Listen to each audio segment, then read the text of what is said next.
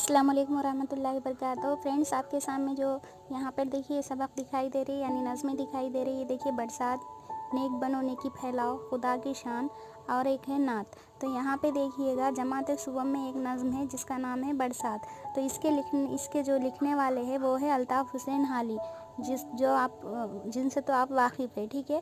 तो वो नज़्म का जो मौजू है वो क्या है भाई, कुदरती मनाज़िर है। उसी तरह जमात चहारुम में देखिए अल्ताफ़ हुसैन हाली की लिखी हुई क्या है नज़्म, और एक नेक बनो नेकी फैलाओ है, और उसका जो मौजू है वो है अखलाक़ी इक़दार। उसी तरह जमात शशुम में देखिए खुदा की शान है लिखी हुई नज़्म, हमद है, और इसका मौजू क्या है, हमद है। हमद तो क्या है आप लोग जानते हैं ना, अल्लाह ताला की तारीफ़ को क्या कहते हैं भाई, हमद कहते हैं। उसी तरह ना दहुम जमात में यानी 10th क्लास में देखिए नात है, ठीक है, जिसके लिखने वाले देखिए अल्ताफ़ हुसैन हाली है।